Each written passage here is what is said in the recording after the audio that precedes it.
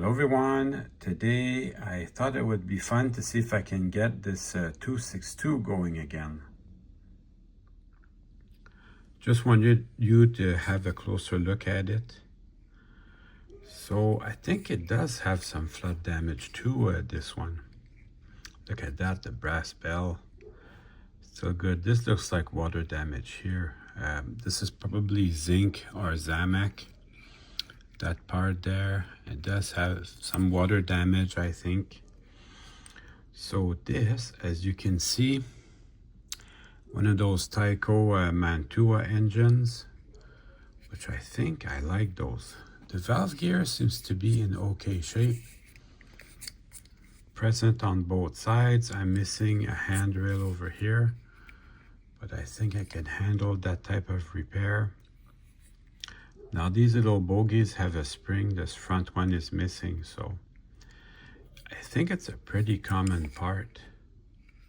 I'm missing the boiler front and the cab, so we'll see how good I can make this. It's dead in the water, completely dead in the water. So we'll do like I always do. We'll start with the motor. A lot of room here for a light bulb. So without further ado, let's start the disassembly. I'm assuming that if I remove these two, the trailing truck and the pilot truck, should be able to get in there pretty good. I actually ordered the correct tool to remove these pins here, these crank pins. I actually ordered the correct tool. It's a set of tool that I ordered, but that set of tool cost as much as probably this entire locomotive. I'm assuming that the screw that holds everything down, there's a screw at the front and maybe a snap at the back, so that I can remove that. And then I think I will remove these two screws here just to see what I've got there. So for sure, you take a locomotive like that that's not running, you just do a good cleaning and good lubrication. You have a good chance of getting it going again. So I will do that. But I like to start at the motor. Let's see if this little plate here is loose. You don't want to pull too hard on that either. It's metal, but I don't know how solid it is. Again, I'm assuming it's Zamac or zinc, but I don't know how solid this is. Look at these bearings. These are from the older ones. I've been told the older ones have bearings and the newer ones don't. The wheels don't seem to be stuck, but that gives me a good view. This is the spring that puts pressure on the back truck. I don't want to lose that. I think it's a pretty common part, so I have a few of these for parts that I can reuse. So I think this is the screw that releases the boiler. We're about to find out.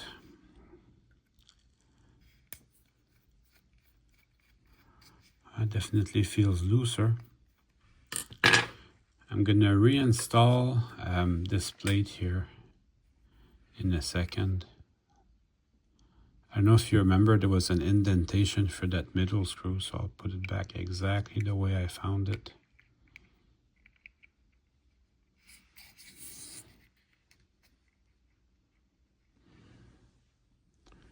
Awesome. Now this screw in the front lets the boiler loose, and I'm assuming there's some snaps in the back.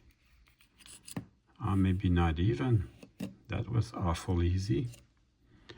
Now let's see if I can turn this. It's not seized. That maybe the commutator is dirty or there's some junk in there. The junk in your motor is never good. And maybe it was flooded. I still see some water damage in the front here, but I think the back of it, the motor didn't get too badly flooded. So I'm moving the motor around like that, and I'm getting a lot of resistance from the wheels. So probably one reason why it wasn't running. So I'll remove the motor from the rest of the locomotive, and then we'll have a better look. So this is the screw that holds the motor down. They made a nice hole so it would be easy to access this. Easy to access the motor and service it. And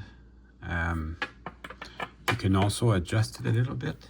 Adjust it a little bit that way, or adjust it a little bit this way. If you want to do that, you have to put just a little shim on the bottom or in the back. You can adjust it that way, and you can adjust it this way. So let's put some power on this and let's find out if it will run. I have actually a lot of power on this. Just let you see where I'm putting my contacts. 100% I am gonna clean this. Well, look at that. It wants to go. Oh, that doesn't sound good.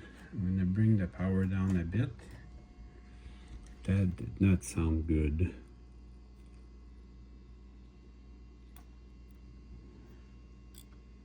Just making a little bit better angle so you can see what's going on. So it wants to go, but it's in need of help.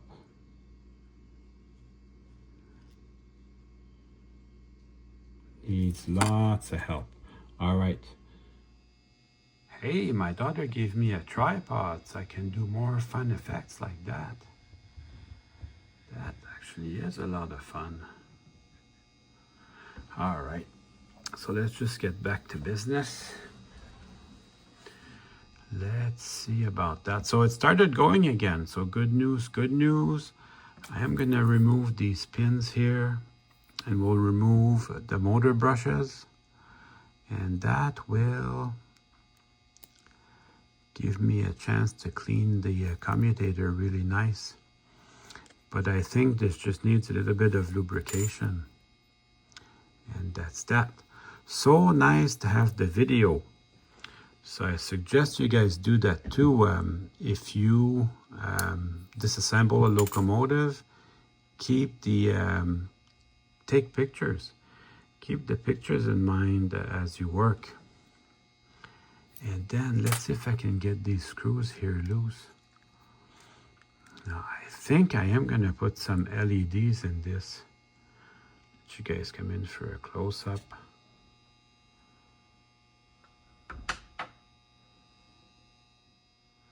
There, that's better. Let you guys come in and take a good look at this. Let's see if I can get this screw going. Yes.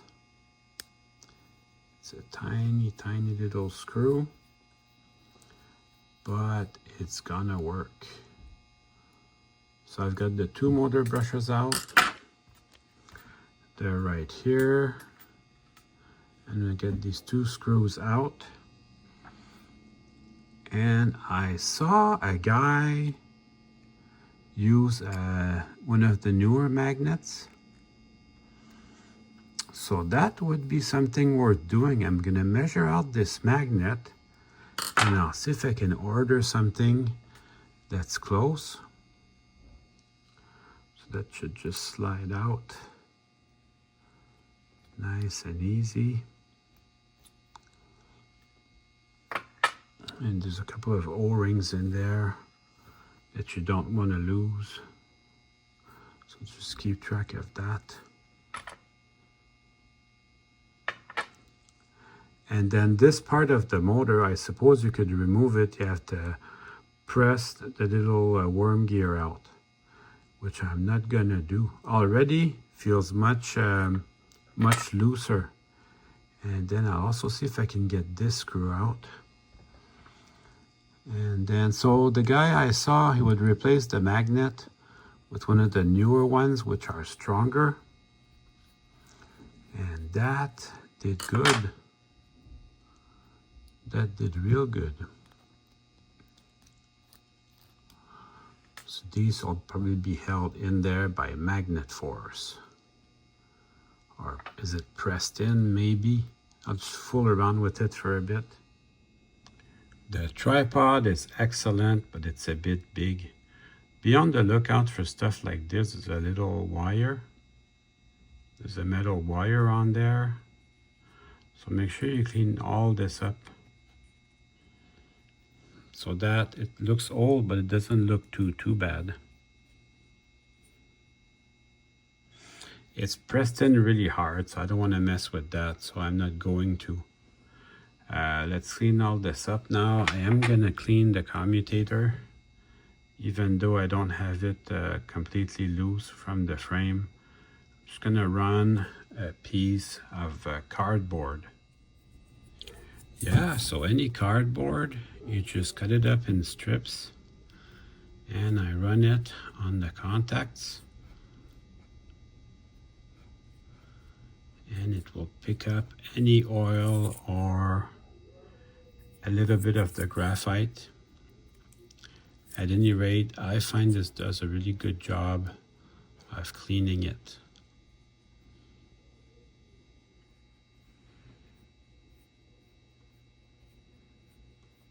So I'll be doing that for a little bit. Already looks much cleaner. And then these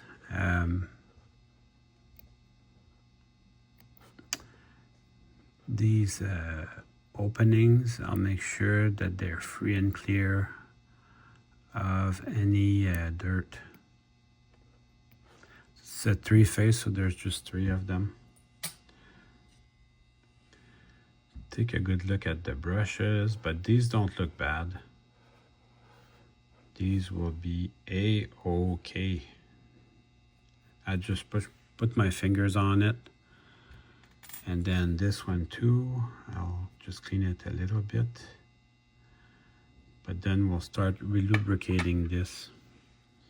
Since I have the end of the shaft there in my hands, a lot easier to clean this. Now I am getting ready to lubricate this. So I just use this stuff, Label 108. Just 1 drop is all you need. And then I'll just shimmy it like that, just make sure the oil gets everywhere. But already it feels much better. I put a 2nd drop just because this bushing here controls the thrust. So that's going to do a lot of work. It has to work to create leverage,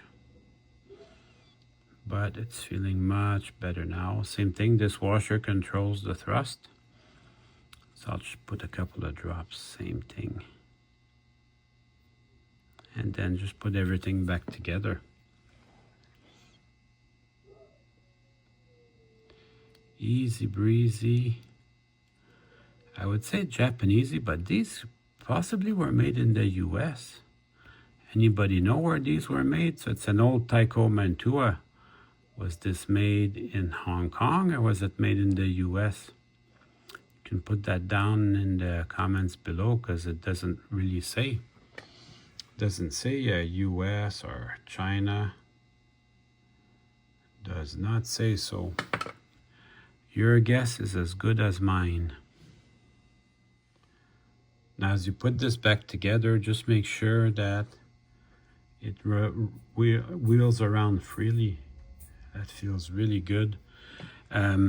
Getting a new magnet for this is kind of a good idea.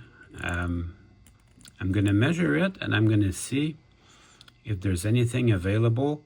Because let's say you get a magnet that's not quite the correct size. If you want to take a hacksaw to it or a grinder or anything, it's going to make a mess. Especially the new neodymium magnets. They will make a mess.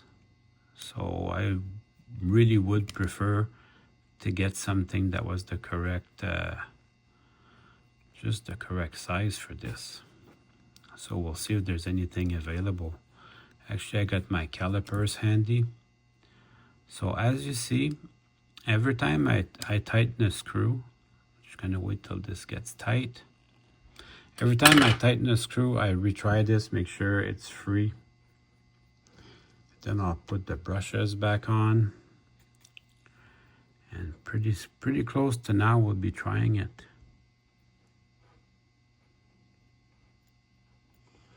Yeah, the good old days of simplicity. I just came back from vacation. I got to ride on a real steam engine. So that was a lot of fun. I'm willing to go back and try that again. See, I try it. Definitely willing to repeat that experience. That was a lot of fun. Feels good. Let's put some power to it. I've got very low intensity on my electrical power pack.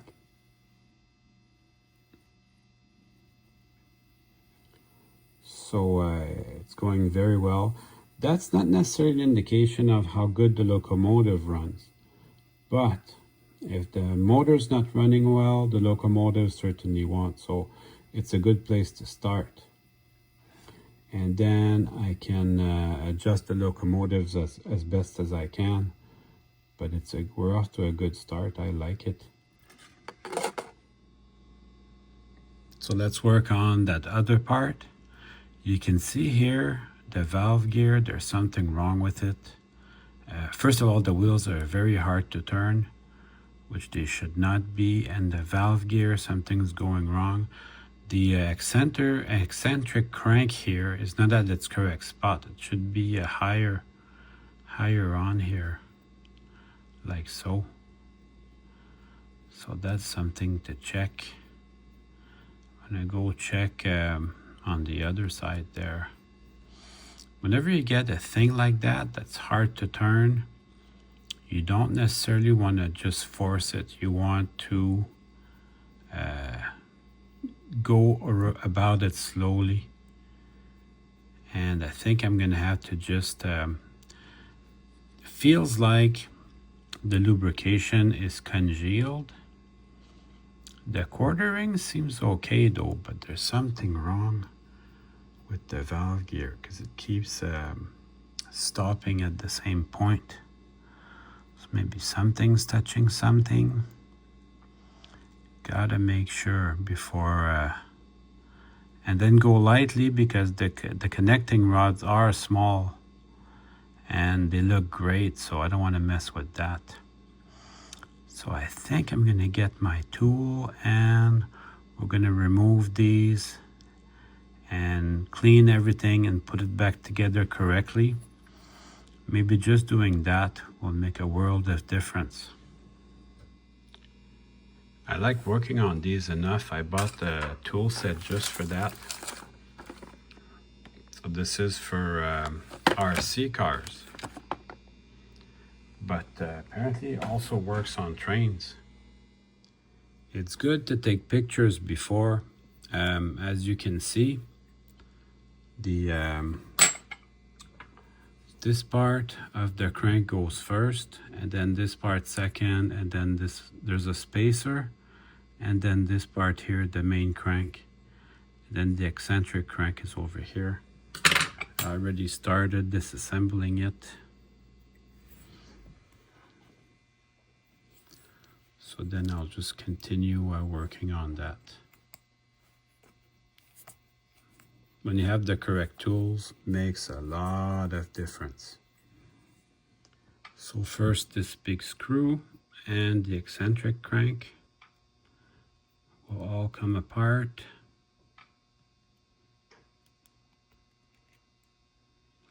And then be careful, there's a little spacer here. This is notoriously hard to move. And there's a spacer here. So you do not want to lose that. And then this is still hard to move. So I'm hoping with a good clean it will loosen up. And then this one becomes loose. It's pretty dirty. So definitely that needs work. Also take note that at this point you can remove the steam chest, and all these parts will come out just like that. So you've got all this valve stuff, and I guess the piston guide will stay together just like that. And now's a good time, you can clean it up and make sure everything works well. I can feel it's pretty dusty. And then the steam chest, that can get cleaned up. It's a nice piece, that's metal. The body, I'm very surprised that it's plastic, but it's plastic. So that's that. And then, whoa, there's a bunch of dirt in here. It does feel really gritty and dirty. Now the wheels are a lot easier to turn. So I'm gonna put everything through the cleanup process.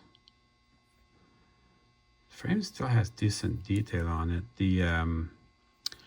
This is the drawbar, and that can, I think it can stay there. It really won't bother me.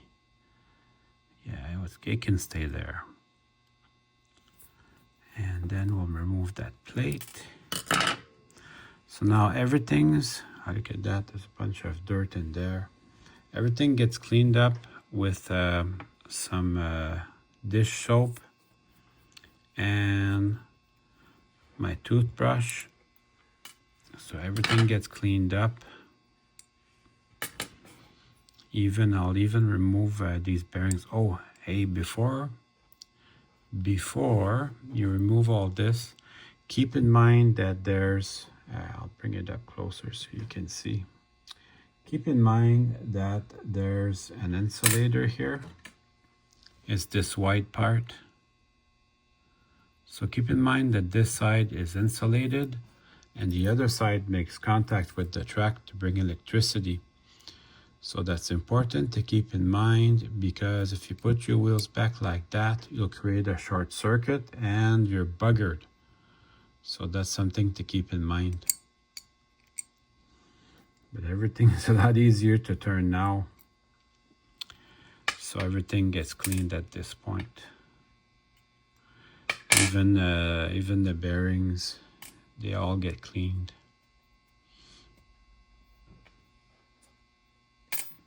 Yeah, I can tell there's some congealed lubrication here. That can't be good. All right, so let's get to cleaning. I'll spend a little bit more time on all the drivers, but especially this one, which is the main driver. And I'll make sure the wheels are squeaky clean. So I'll do that. I'll do the toothbrush, and then I'll do the rag, and then I'll do the toothbrush again. And I'll spend some time on the gear here. The gear really doesn't have to look good, but it's gonna be free from that old congealed grease.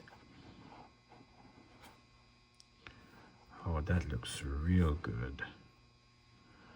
Even every little crank has to be cleaned. And then when I'm happy with the state of the cleanliness, I'll put everything back together. I'm gonna put the wheels back in here just to try them out. So you start with your bearings.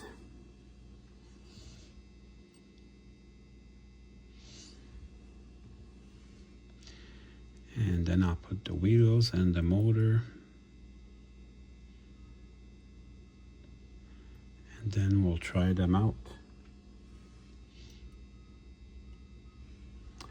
The number 3 driver here, if you remember, it had a traction tire. Already spins much better. And then the eccentric crank here sorry, the main driver here.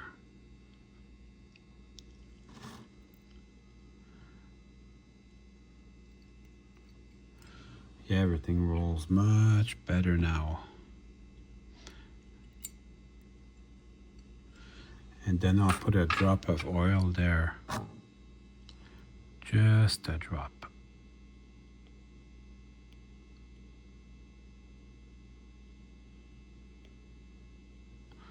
You don't need a lot.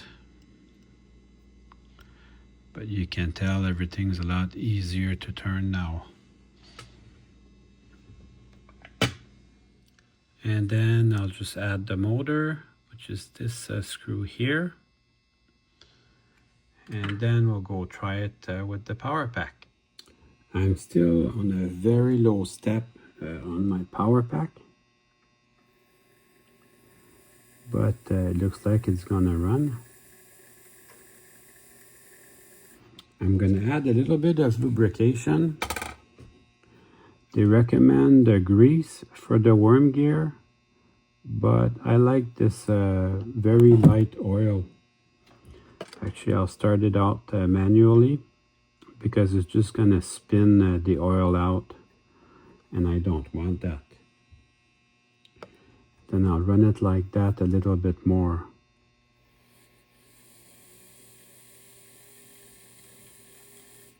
Just to spread that around. Well, so far it's looking really good. So that's what I do. I keep adding parts until I get to a problem. So far so good. Now's a good time to check the quartering. The wheels have to be exactly a quarter turn apart. So we'll check the other side. If they're not a quarter turn apart, then we have a problem. But this looks good. This was set properly at the factory. I have to go through the valve gear now, and that's a tedious process, but anything that looks crooked, like this eccentric crank here, looks really crooked. So I have to bend that back. It's a meticulous process. I have to bend this back till it's straight. Everything, this looks out of alignment. Anything that doesn't look perfect, I'm gonna clean this, relubricate everything, straighten out everything, and then we'll see how the locomotive runs with that. But this is time to use your patience. You do a little bit at a time. Wow, that feels stuck even. That can't be good. I added the connecting rods.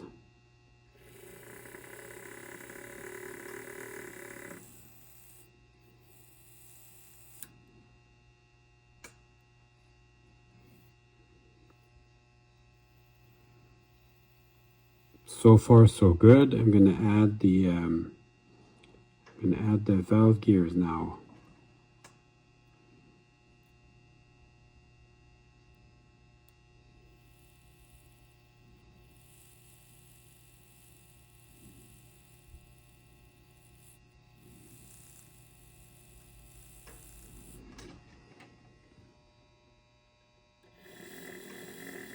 I suppose it's time now to look for a tender for it, because as far as I'm concerned, running in the bench, it's going pretty good.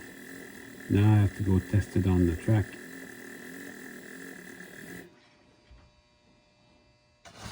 All right, I don't have the proper tender for this, but I've got this old one from a 462, and it's going to allow me to run the engine. So I'll go ahead and clean that. So what I like to do, I actually like to take the trucks apart. It's the same thing as the locomotive. Just keep track of which side which wheel is on, because these wheels pick up electricity for you. Let's go try this.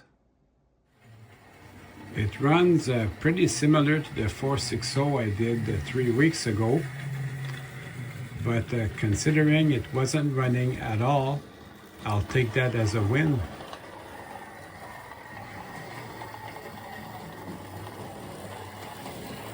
Now I'm ready to put the shell back on.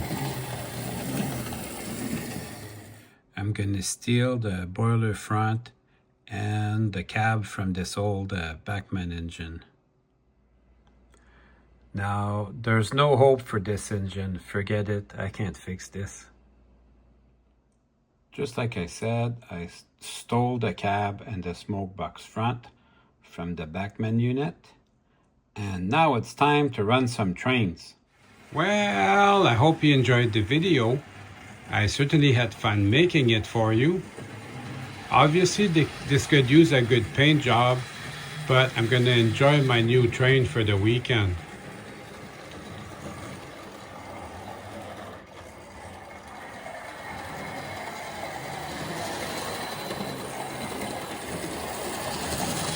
See you soon.